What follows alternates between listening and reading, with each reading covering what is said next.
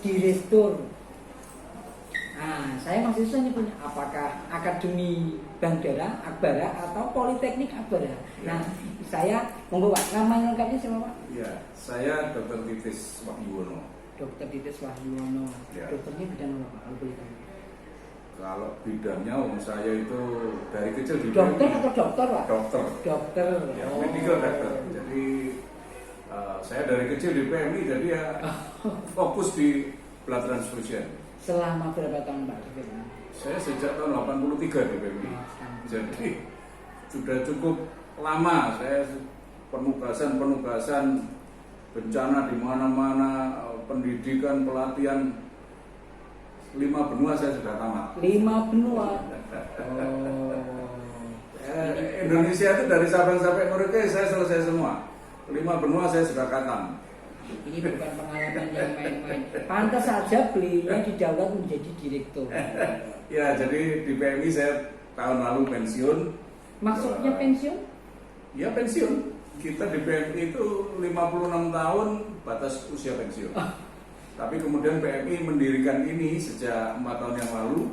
Nah, saya sudah sebelum pensiun ditugaskan ke sini. Jadi sampai sekarang di PMI pensiun, tapi di sini masih berjalan, diberi tugas di sini.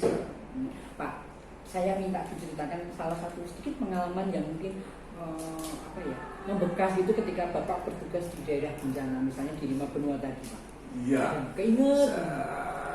Yang paling saya tidak bisa lupa itu banyak bencana besar ya, ada di Aceh, tapi saya yang paling ingat itu waktu di Timur Timur dan di Maluku. Timur kenapa Pak? Ya 99 ya, Timur misah dari Indonesia. Itu ratusan ribu orang Timur yang kepingin tetap bergabung dengan Indonesia itu mengungsi di West Timor. Ratusan ribu orang ada kamp-kamp pengungsi.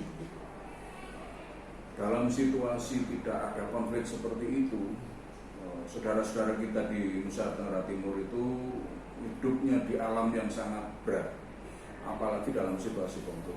Jadi luar biasa situasinya. Di sisi lain waktu itu ada namanya milisi, orang sipil bersenjata. Nah, ini mereka hidupnya secara ekonomis berat sehingga apapun dilakukan termasuk menjara. Jadi apa yang ada, nah, kami termasuk barangkali di situasi seperti itu mencolok. Kami bermobil meskipun mobilnya tentu ada logo Palang Merah karena kita bertugas ya. Itu Bapak mau usia berapa itu? Ya 36 waktu itu 36, jadi masih cukup ya kuat begitu. Saya diminta, artinya mobil dan segala yang ada, jam tangan segala macam diminta oleh mereka. Padahal logonya Palang Merah. Palang Merah. Ya. Kebetulan saya biasanya tugas saya itu mengontrol pelayanan PMI di daerah mana, tugas saya mengontrol, memastikan operasional itu berjalan dengan baik. Jadi saya keliling. Suatu ketika sopir yang biasanya menemani saya itu sakit, tidak masuk, sehingga saya seorang diri, saya jalan sendiri, saya nyetir sendiri, keluar masuk hutan, naik turun gunung, dicegat sama orang bersenjata itu. Semua diminta. Nah, kebetulan kalau saya di tugas-tugas begitu itu tentu sudah dibekali kemampuan oleh PMI Pusat. Dan saya waktu itu ditugasi di bawah bendera International Committee of the Red Cross untuk daerah konflik seperti itu. Kami diberikan pelatihan bagaimana negosiasi menghadapi situasi seperti itu ya. Jadi saya berikan semua apa yang diminta. Malah saya tunjukkan dompet saya di sini, di tas ini, semua. Kamu memang butuh. Kalau kamu mau, saya akan berikan lebih banyak dari ini dan sebagainya. Jadi persuasif, kita ngomong dari hati-hati, enak gitu. Akhirnya semua dikembalikan ke saya. Saya merinding Pak. Wah, waktu itu ngeri juga. Di bawah tekanan senjata lagi. M16, di sana itu senjata itu bebas, mau M16 yang pistol apa. Kita hari itu beli M16 pada waktu itu hanya 3 juta. Tapi untuk apa saya tentu tidak boleh melakukan itu. Jadi bebas senjata di daerah konflik seperti ini. Akhirnya ya alhamdulillah dilepaskan. Segar bukan ada masalah. Itu daerah konflik. Yang kedua yang kalau ditanya yang juga mengesankan itu waktu di Maluku. Ya nggak ngerti lah, kita nggak usah mengorek luka lama ya, apakah konflik agama atau konflik ras. Tapi yang jelas itu ada satu momen di tengah kota, ada orang yang beda agama, saya nggak tahu kenapa nekat masuk ke komunitas agama lain, ya kemudian sudah bisa dibayangkan diapain. Dari jam 6 pagi, akhirnya saya terima kabar jam 11 baru meninggal. Itu hikmah yang saya dapat, bahwa pada situasi seperti itu, manusia itu lebih jahat daripada setan. Saya tidak bisa menerima. Sebagai petugas PMI, saya melihat sendiri orang di apa-apain kayak begitu, nurani saya sebagai orang, saya harus nolong. Tapi justru aparat keamanan dan yang lain-lain itu menggeret, menarik saya untuk menjauhi situasi yang berbahaya itu. Saya sampai depresi, saya kembali ke base camp saya depresi. Saya melihat ini pemandangan yang hanya 2 meter dari mata kepala saya. Dan saya sebagai orang palang merah yang di mana-mana tugasnya itu menciptakan perdamaian, kok ini ada situasi kayak begini. Bahkan saya tahu ini orang bakal mati, tapi saya tidak bisa berbuat apa-apa. Saya harus pergi lari. Apa yang sangat terbersih dalam benak Bapak? Saya tidak bisa menerima. Jadi kalau saya menceritakan itu, sampai hari ini saya cerita lagi begini, saya emosional. Saya jauh. Jadi saya tidak bisa menerima. Ini manusia kayak begini. Tidak boleh kita begitu. Apapun alasannya, tidak boleh. Bagaimana? Jadi saya depresi sampai di teman-teman kita diskusi, saya teriak, saya depresi saya melihat situasi yang unbelievable. Ya, itu momen-momen yang sampai dalam hidup saya dan tidak bisa dilupakan nih. Oke Pak. Nah sekarang kita tentang Akbara sendiri. Ya. Awalnya kan akademi. Ya. Gimana dari kemunculan akademi ini sampai kemudian ada? Awalnya gimana? Jadi tugas pokok PMI itu, satu menyediakan darah transfusi, dua memberi bantuan kalau terjadi bencana. Itu kan tugas pokok. Di samping yang lain-lain, hari ini kita juga menangani pandemi dan yang lain. Tapi dua hal pokok itu menjadi tugas utama dari PMI. Pelayanan darah di PMI Solo itu one of the best di Indonesia. One of the best. Kenapa Pak? Mungkin karena saya jadi direktur di sana 15 tahun.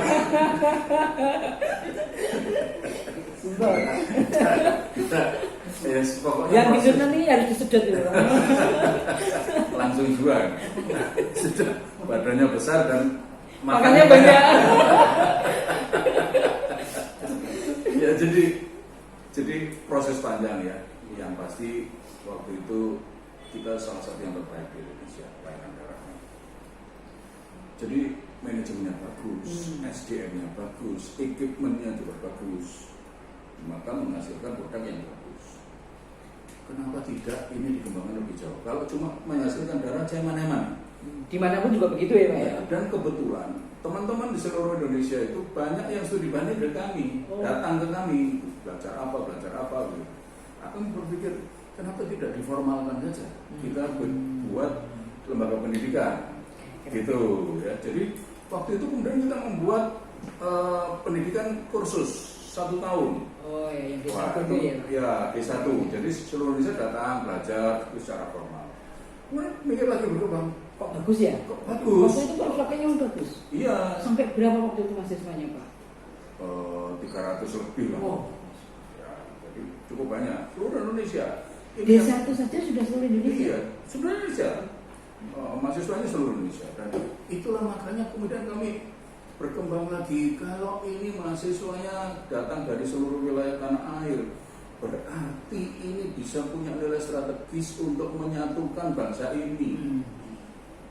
Itulah kami kemudian bertekad pendidikan di PMI Kota Surakarta ini ini harus punya muatan wawasan Nusantara yang kuat, cinta tanah air yang kuat, karena mereka akan tersebar ke seluruh wilayah tanah air.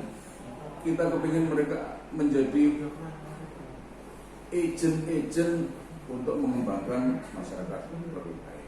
Tapi kalau sampai saat ini akademi atau jurusan yang seperti ini di Indonesia apakah? Ya, jadi kalau jurusan sekarang namanya teknologi bandara, sekarang sudah ada 13 seluruh Indonesia. Nah, itulah kemudian ya, jadi dari awalnya tadi lembaga kursus, kemudian kita buat akademi teknologi bandara, Akbara itu.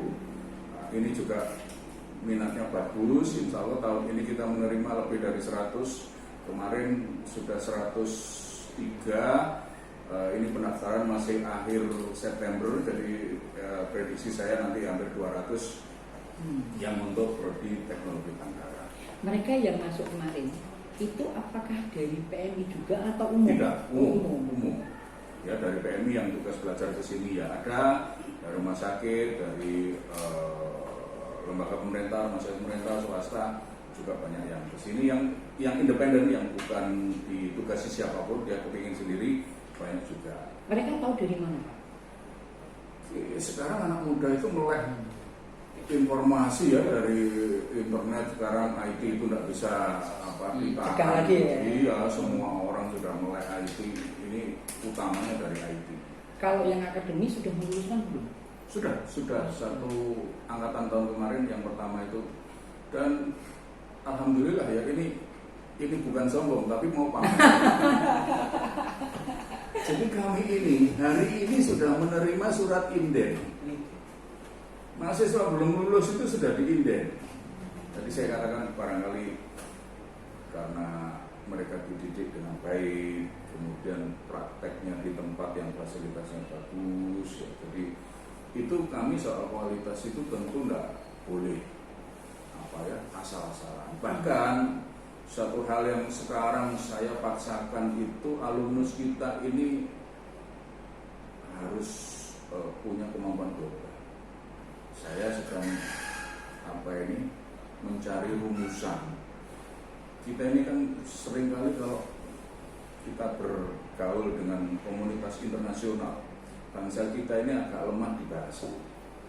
Persoalan utamanya itu kalau soal kompetensi teknis. Tadi saya katakan di PMI itu banyak orang pintar. Metode bagaimana menyediakan data itu sudah bagus, ini kita pakai standar internasional itu di PMI itu. Jadi kalau kemampuan teknisnya kita sudah siap bersaing. Tadi saya katakan, saya sudah ke 5 benua. Saya sudah tahu bagaimana menyediakan darat di Amerika. Saya lama kursus di Jepang, saya lama kursus di Singapura. Saya sudah melihat di Belanda, di Prancis, di Jerman, segala macam. Jadi saya tahu sudah cara kerja mereka, kualitas cara mereka. Saya pastikan apa yang dilakukan oleh PMI Kota Surakarta sudah sama dengan mereka, standarnya sudah internasional.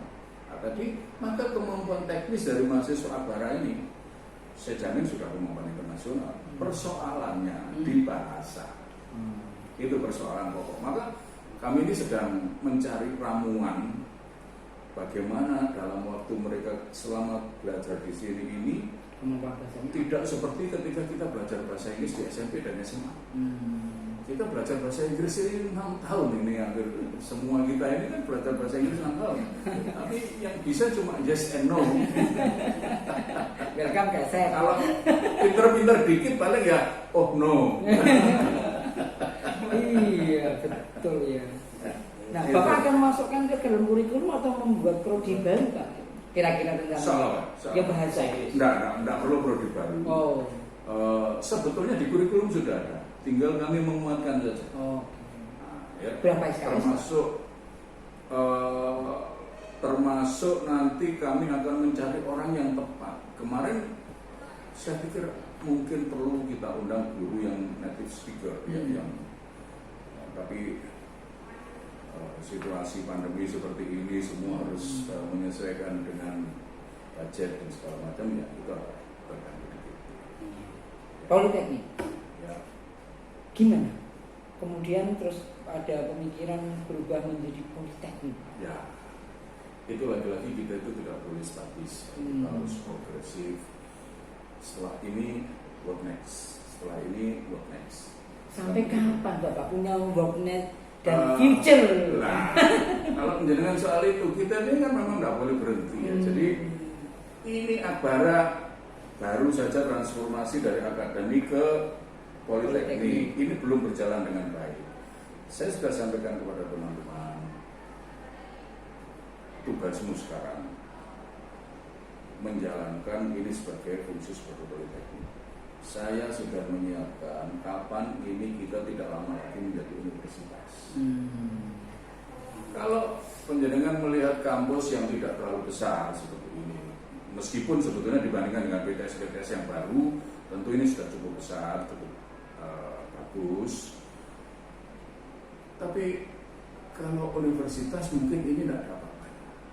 Tetapi kok ya blessing in disguise itu pandemi kemudian membuka wawasan kita bahwa ke depan itu yang namanya kuliah itu classless, tidak berada di dalam kelas, tidak harus tatap muka, bisa dilakukan dalam jaringan segala macam. Bahkan ada studi nanti universitas besar itu termasuk universitas yang internasional itu hanya perkantoran saja kampus itu, karena perkuliahan tidak perlu tatap muka. Wah, maka saya pikir wah ini kesempatan luar biasa. Kita harus lebih efektif, efisien, tidak perlu dengan investasi hukum yang besar. Ini aja cukup, kita nanti bisa memberikan prodi macam-macam. Prodinya sekarang ya di politeknik apa saja? Ya, tentu yang pertama yang existing itu yang teknologi bandara, yang baru itu 2. Kami mendirikan prodi baru itu tentu tidak mau seperti orang bunuh diri, langsung asal nyemplung aja, tidak tahu hidup atau mati. Pokoknya bikin gitu. Kita tentu tidak begitu. Kita harus mikir orang, kita mendidik anak orang ini ya kalau bisa jangan jadi setelah lulus kemudian jadi pengangguran, tidak punya harapan. Harus dijamin mereka prospektif, punya harapan masa depan. Maka yang sekarang kita lihat itu sangat potensial. Itu yang pertama, manajemen penanggulangan bencana. Manajemen penanggulangan bencana itu D4. Jadi setara dengan S1. Rumputnya manajemen. Ya, manajemen ya. Jadi tentu ini sangat sesuai dengan tugas pokoknya PMI. Ada satu yang agak nyeleneh. Prodi yang kedua itu bisnis digital. Memang itu bukan main bisnisnya PMI, tapi justru ini main bisnisnya everybody. Bayangkan kita semua ini makin terasa dengan pandemi ini betapa kita sangat tergantung pada IT. Ya, ke depan penjenengan juga ini para awam media sekarang yang pakai kertas itu kan. Saya nggak ngomong ya. Ngomong ya. Belum maaf ini. Saya kan harus baca meskipun ini realita ya Pak ya. Realita. Meskipun yang pakai kertas itu saya masih langganan dan makin lama makin tipis halamannya. Saya kira itu juga yang baca juga makin sedikit. Realitanya kan begitu. Tetapi tidak berarti media massa itu ditinggalkan atau tidak dibutuhkan. Tidak, semua orang justru situasi seperti ini masih sangat membutuhkan media. Itu cuma bentuknya kemudian berbeda. Maka kami melihat ini masa depan kita itu di IT, termasuk orang berbisnis. Maka kalau kita berpikir lebih jauh lagi, kebutuhan orang kita sekarang global, bukan hanya Indonesia, itu digitalisasi. Termasuk hari ini kami berpikir digitalisasi di bisnis. Targetnya apa Pak? Target mendirikan ini? Iya, yang menyiapkan bisnis tadi. Menyiapkan SDM. Kita ini kalau berbicara lagi-lagi kita wawasannya wawasan nasional, wawasan Nusantara ya. Kita ini entrepreneur di Indonesia ini kan masih sangat sedikit. Kita ini berpikir jangka panjang. Saya tidak berbicara politik. Tapi 2045, 2050, Indonesia akan menjadi negara besar. Tentu kalau besar itu banyak aspek, termasuk jangan lupa aspek ekonomi. Nah, kami kepingin berkontribusi. Bagaimana menyiapkan Indonesia yang besar pada tahun 2050 itu dari sisi, ini satu sisi kecil, sisi bisnis digital. Sebenarnya kan banyak untuk mendukung proses 2050 menjadi negara besar ini. Banyak yang harus kita siapkan. Banyak peluang bagi lembaga pendidikan tinggi. Banyak tugas pendidikan tinggi untuk menyiapkan SDM, menyiapkan 2050 itu. Kalau manajemen bencana kan bisa jadi dosen-dosennya kan dari manajemen bisa masuk Pak. Ya. Kalau yang digital Pak, yang bisnis digital Pak. Nah, ya kalau bisnis digital itu tentu sekali lagi PMI kalau dihubungkan dengan ini tidak ada hubungannya dengan PMI karena memang kita kan sudah politeknik Pak. Iya, jadi kita ini lembaga pendidikan yang tinggi, yang independen, lembaga pendidikan tinggi yang independen. Jadi sudah sebetulnya kami lepas dari PMI dalam hal itu ya. Jadi kita berpikirnya itu tadi jangka panjang, bagaimana apa yang harus kita lakukan untuk mendukung kemajuan Indonesia. Dosennya tentu tidak dari PMI. Sekarang banyak anak-anak muda ini yang baik kuliah formal di bidang IT, di bidang macam-macam itu banyak anak muda sekarang. Bahkan di bisnis digital itu saya tidak terlalu kesulitan untuk merekrut dosen. Saya kira itu keniscayaan digital, IT, bisnis digital itu keniscayaan. Jadi harus kita siapkan. Saya tertarik sekali ke yang prodi bisnis digital ini. Nah, kira-kira Pak, titik beratnya nanti mahasiswa akan mumpuni di bidang apa penguatannya Pak? Ya. Seperti tertulis dalam resminya dalam prodi ini bisnis digital. Jadi penguatannya bagaimana kita menyiapkan alumnus kita ini mengerti dan bisa sebagai pelaku bisnis. Jadi penguatan bisnis kebetulan kami ini punya link yang sangat kuat di dunia bisnis. Ya, jadi pengusaha-pengusaha itu hampir semua pengurus PMI itu pengusaha. Sampai kepada ketua Kadin, ketua HIPMI yang pengusaha-pengusaha itu kita punya link semua. Jadi ini gampang sekali kita mencari narasumber dosen itu. Bahkan jelek-jelek saya ini ya punya perumahan, saya punya bisnis ya. Jadi saya juga mengembangkan perumahan. Jadi ya jelek-jelek ya punya lah sedikit wawasan bagaimana berbisnis itu saya. Yang kedua soal digital. Tadi saya katakan ya kalau kita nanti harus kuat di bidang IT, bagaimana mengelola bisnis berbasis IT. Jadi nanti di situ penguatannya. Sekali lagi, ini pun mencari dosen atau narasumber atau ilmu di bidang IT ini sekarang kami tentu harus bekerja sama dengan lembaga-lembaga kompeten, lembaga yang sudah besar, misalnya seperti UNS. Kita bersyukur rektor UNS itu juga pengurus yayasan. Profesor Jamal Wibowo itu juga mengurus yayasan di sini. Nah, kami juga selalu konsultasi kepada beliau, mohon bantuan kira-kira tenaga IT siapa yang bisa kami mintai bantuan. Kami minta dari UNS tenaga-tenaga ahli IT. Ya, jadi insya Allah bisnis digital ini akan menjawab tantangan ke depan. Kita akan berkontribusi ke atas kemajuan Indonesia masa depan. Yang agak ironis itu sebetulnya bencana. Ironis itu saya tadi cerita bencana di mana. Ke depan saya tidak menakut-nakuti. Kita harus menyiapkan yang jelek-jelek, situasi yang tidak menyenangkan. Meskipun kita berdoa dan berharap yang jelek-jelek tidak terjadi, ya, dan yang terjadi itu yang baik-baik saja. kita ini mau tidak mau, secara geografis, faktual, kita itu di daerah yang sangat rawan bencana. Ya. Kan begitu, semua orang tahu itu. Ya, ya. Semua orang sebelum pandemi kan ngomong soal apa ini, BNPB kemarin sudah merilis tahun lalu sudah 1.700 kejadian bencana di Indonesia. 1.700, bukan 170. 1.700 kejadian bencana di Indonesia itu tahun yang lalu.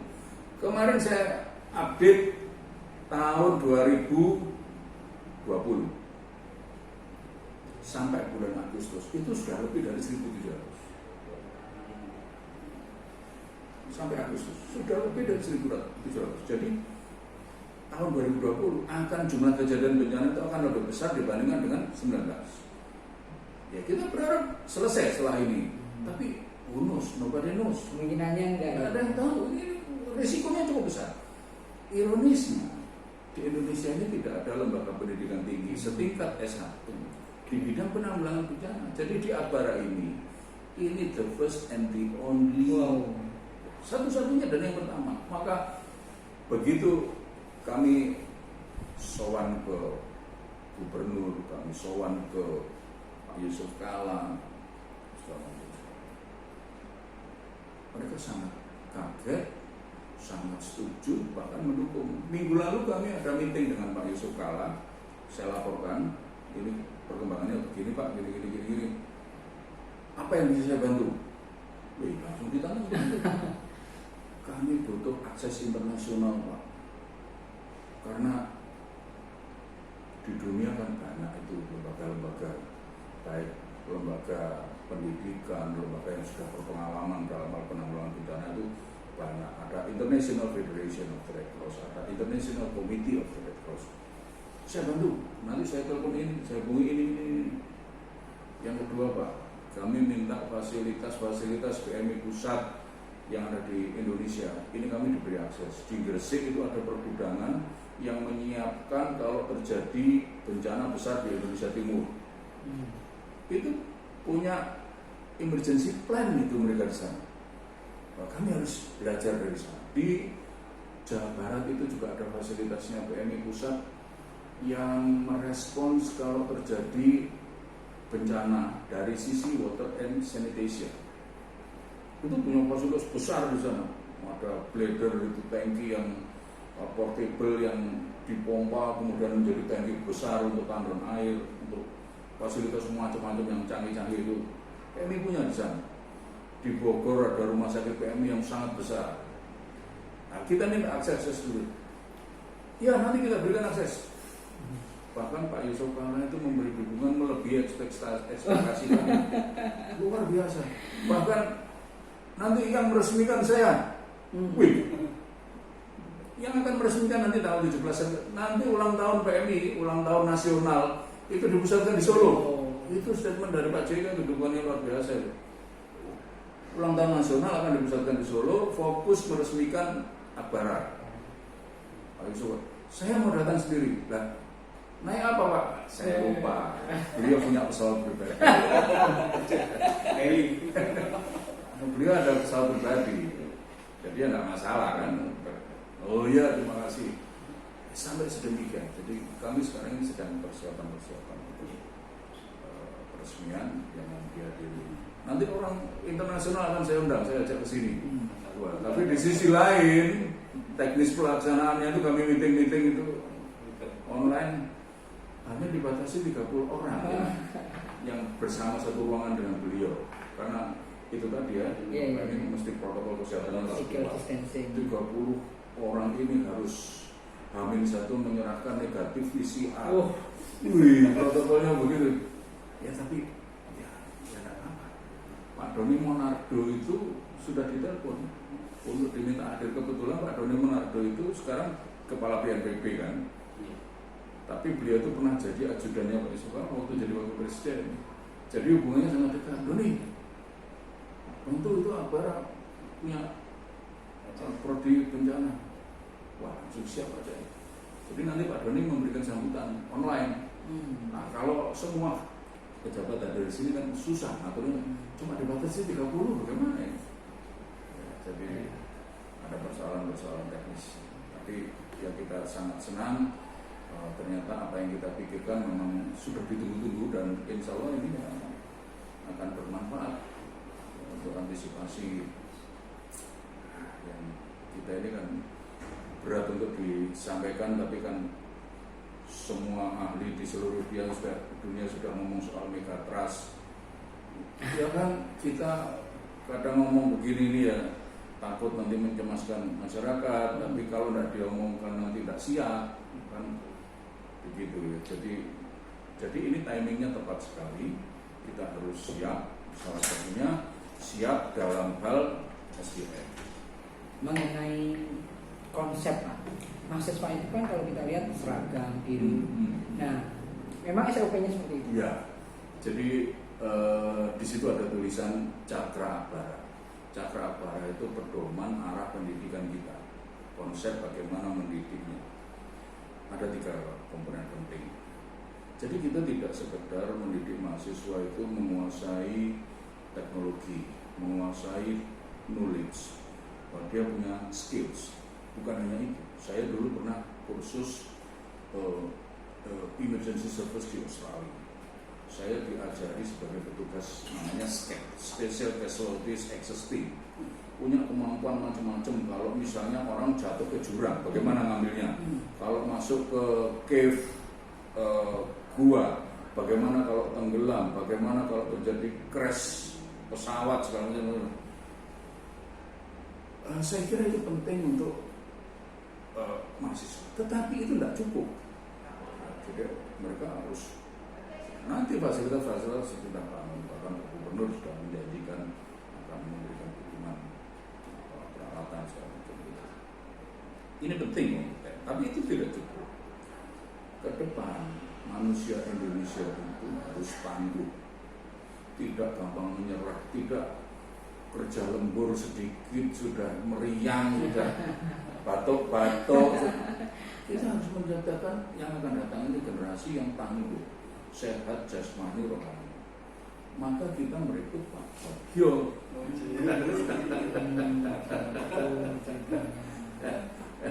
orang anggota TNI yang dikenal kuat, disiplin segala macam itu. Semua orang percaya lah sama dia, ya kan? Ya, kita rekrut itu untuk ini aspek tangguhnya ini penting, menguatkan. Iya, jadi mahasiswa itu ada tempat fitness segala, diajak lari-lari, gitu, olahraga. Kita harus menciptakan generasi muda nanti itu tangguh. Dan yang ketiga hubungannya dengan seragam. Memang beda dengan kampus lain. Kita waktu kuliah kan baju ya sudah bebas enaknya itu ya. Kita kepengen ke depan itu ternyata saya kan belum lama juga mengelola lembaga pendidikan. Tadinya saya lembaga pendidikan ini, tapi setelah saya masuk ternyata tidak kalah mulianya menjadi pendidik, itu tidak kalah mulianya dibandingkan dengan saya menolong orang pengungsi ya. Membantu konflik begini, itu tidak kalah mulia ternyata. Nah, jadi saya kemudian mulai serius, saya belajar pendidikan itu bagaimana. Ternyata orang bilang harus disiplin, harus punya karakter. Ya, tidak kalah pentingnya itu ternyata kita itu orang yang berkualitas itu bertakwa kepada Tuhan Yang Maha Esa. Apapun agamanya harus bertakwa. Jadi manusia itu harus bertakwa. Itu penting. Jadi mahasiswa ini ya, kalau minggu kita pas ada kegiatan apa itu, jamnya yang Nasrani harus ke gereja, kita siapkan mobil, kita antar ke gereja, nanti dijemput kembali lagi isi. Sebentar, kok diantar? Apa ada asrama? Enggak, kadang kan ada kegiatan mahasiswa pas hari Minggu. Oh. Pokoknya kalau kita ada kegiatan, ada mahasiswa di sini, kemudian dia ada waktunya beribadah, ya kita fasilitasi untuk beribadah. Kebetulan di sini ada gereja ya, jadi kita sediakan mobil. Demikian juga kalau normal kemarin belum ada pandemi, karena setiap hari ada banyak mahasiswa Muslim, ada berhenti semua kegiatan, sholat. Ya karena itu tadi Karakter ya. orang berkarakter itu ternyata harus kuat, bertakwa kepada Tuhan Yang Maha Esa, kepada apapun. Jadi kita di situ seragam. Kebetulan saya dulu koasnya itu di Rumah Sakit Pusat Angkatan Darat Gatot Subroto di Jakarta. Saya 2 tahun di sana, saya tinggal di asrama. Tiap hari kumpul dengan tentara. Saya kemudian berpikir, harus jujur kita akui, Indonesia ini pendidikan SDM yang bagus itu TNI sama Polri. Nah, saya tahu sendiri selama 2 tahun itu, oh begitu bagus ya. Nah, sebagian saya adopsi. Jadi mahasiswa itu tiap hari pakai seragam. Pagi jam 8 sebelum kuliah apel dulu. Ya, jadi PBB itu ternyata filosofinya bagus kan. Filosofi latihan baris berbaris itu bagus kan. Itu begitu komandan upacara hadap kanan, tidak boleh satupun yang kemudian hadap kiri. Itu filosofinya kita harus taat sebagai warga negara, taat, tunduk, patuh kepada aturan bagaimana kita hidup bernegara. Jangan keluar dari koridor itu, rusak negara ini. Nah, itu kalau dihubungkan dengan wawasan kebangsaan, mahasiswa kita ini harus begitu. Jangan habiskan energi untuk berbeda-beda. Wong menjadi satu aja susah kok, apalagi berbeda-beda. Nih, sekarang masa pandemi Pak. Mahasiswa tentunya kan di rumah. Nah, bagaimana proses belajar mengajarnya di masa ini Pak? Jujur saya katakan, ini agak menyulitkan. Dan jujur saya katakan, kualitasnya tidak seperti yang kita harapkan. Tentu kuliah tatap muka itu lebih efektif. Ini aku ngomong apa adanya, ya? Ngomong apa adanya. Maka saya sampaikan kepada teman-teman, kita sekarang membuat skala prioritas. Di sini ada 3 kategori belajar: kuliah, teori, kemudian praktikum di laboratorium, dan PKL, kerja lapangan. Jadi kalau teknologi bandara, kerja lapangannya ini donor darahnya PMI. Dia meriksa, menyiapkan orang sebelum donor bagaimana, kemudian mengambil darah, kemudian diperiksa sebelum diberikan kepada pasien di rumah sakit. Nah, saya sampaikan dari 3 ini, setelah saya pikir-pikir, prioritasnya itu di PKL. Orang harus tahu betul dan profesional menghandle donor. Kalau teori, saya katakan, saya terus terang aja, bodoh dikit tak apa-apa. Bodoh dikit tak apa-apa. Nanti sambil jalan dia belajar, masih bisa. Tapi kalau tidak bisa bekerja, lulus tidak bisa kerja, mau ngapain dia? Kan gitu. Jadi yang penting PKL-nya ini, di PMI ini, saya tidak bisa tawar. Itu ada kurikulumnya, gini. Dan saya minta semua apapun, meskipun pandemi, dulu sebelum pandemi, saya minta mahasiswa itu tidak ada nilainya C. Tidak berarti kemudian kalau nilainya jelek kemudian dikatrol. Tidak, saya kualitas itu penting saya. Penting sekali. Jadi saya minta ada mekanisme remedi.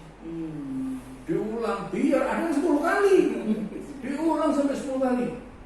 Kalau tidak menguasai betul jangan diluluskan. Karena urusannya nyawa ya Pak. Betul. Dan tadi saya katakan kita ini kepinginnya global. Untuk apa saya belajar kemana-mana? Kalau tidak untuk dicontoh, ya harus contoh yang bagus-bagus itu. Kita wawasannya global. Kepingin kita ini, bangsa kita ini kompetisinya ini bukan di dalam negeri saja lah. Kita harus berani sekarang keluar. Harus berani kita bersaing dengan negara lain. Kalau enggak, mau kapan kita mau bersaing? Jadi intinya Bapak tetap sebisa mungkin memang kalau masalah skill ini benar-benar harus diperkuat. Iya. Tidak bisa ditawar. Tidak bisa ditawar. Tapi kalau kuliah ini bisa dilakukan dengan... Kalau teori bisa belajar sambil jalan. Nanti lulus dia belajar lagi masih bisa. Tapi kalau skillsnya nggak ada lagi. Di tempat kerja baru belajar, kacau. Ya, kalau teorinya nanti kan gampang, ikut seminar masih bisa, atau belajar dari internet ya banyak. Kalau teori gampang. Tapi selama ini memang kuliahnya pakai daring juga Pak. Daring. Mahasiswa di rumah kan? Di rumah kan. Nah ini juga persoalan juga ya. Saya katakan tadi kita ini mahasiswa seluruh Indonesia. Mohon maaf, banyak daerah-daerah yang terpencil, yang jauh dari fasilitas internet itu ternyata realitanya banyak.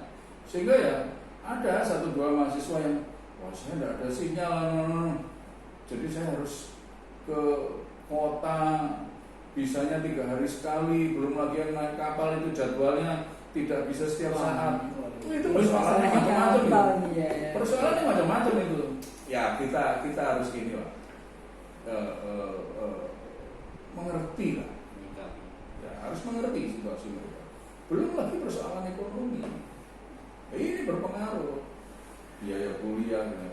Tapi kita pakai biayanya ini memang paket ya. Jadi dari masuk sampai lulus itu sekian, ini paket jadi tidak, dia sudah tidak tambah apa-apa lagi.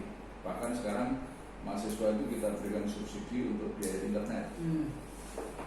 Ya, kita tahu kebutuhan kuota internet kan mereka tiap hari kuliah ya tentu lebih boros ya.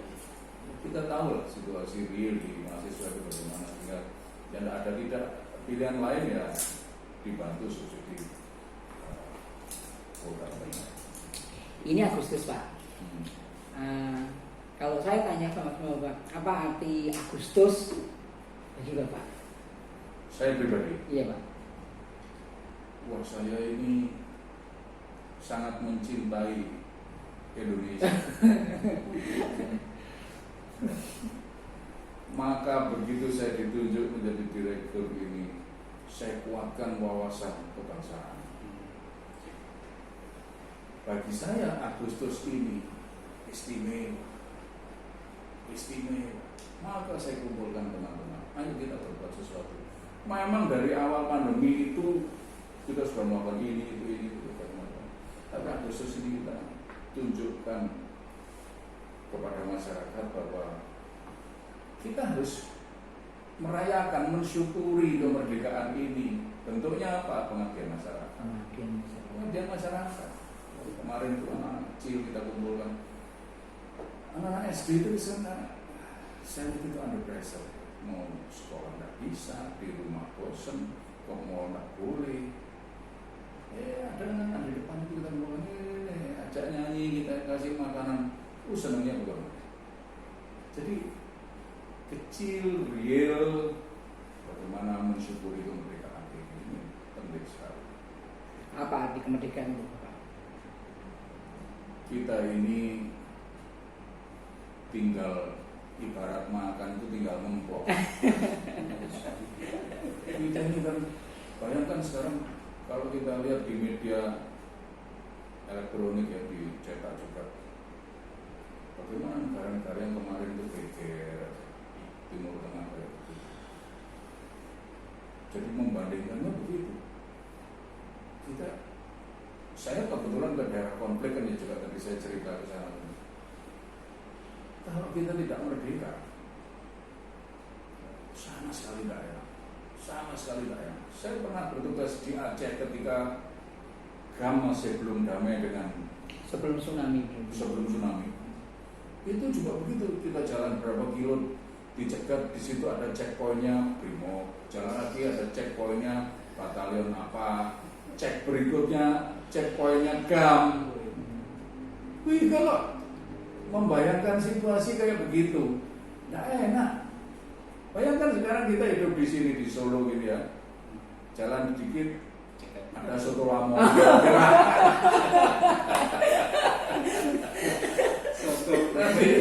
yang dikit ada pecel, sudah makan dodol, enak banget.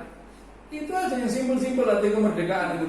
Kemerdekaan simpel tapi mahal sekali. Kalau kita tidak merdeka, tidak bisa gojek-gojek kayak begitu. Jadi orang jarang ya tanya begitu, berpikir kayak begitu. Tapi sebetulnya ini mendasar sekali. Mendasar sekali. Tidak bisa begini duduk tenang gitu. Saya mengalami di Aceh, kita ngobati orang di sini, di depan ada suara tembakan. Mau mau tidak mau ya takut juga ini. Ada peluru nyasar, kampung kita ini. Walaupun sini logonya PMI ya. Oh iya loh, kalau itu tidak jaminan. Oh, Ada teman dokter di saya waktu itu kerja itu diculik. Saya tidak menyebut siapa ini, nyulik. Tapi diculik. Ya kan sudah keluarganya itu kan habis sudah. Hatinya ini, waduh, urip pokoknya. Kan begitu. Meskipun akhirnya dengan selamat dikembalikan, itu ternyata akhirnya cuma diminta nolong keluarga kombatan. Cuma kan tidak permisi, tidak ngomong apa-apa, ya istilahnya makanya diculik 2 hari. Nah, 2 hari kan anak istrinya sudah, waduh, tidak karu-karuan. Ya jadi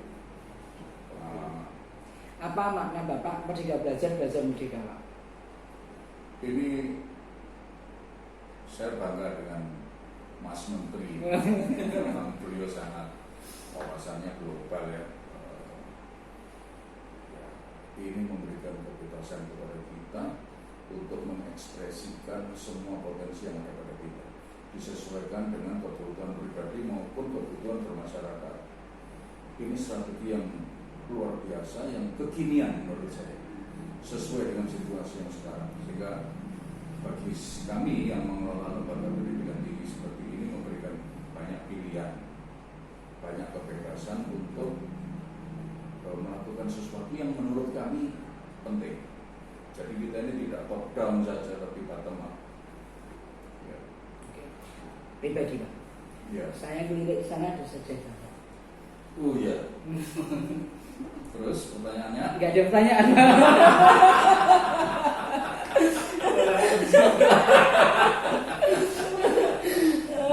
Bapak aja yang ngasih statement Pak.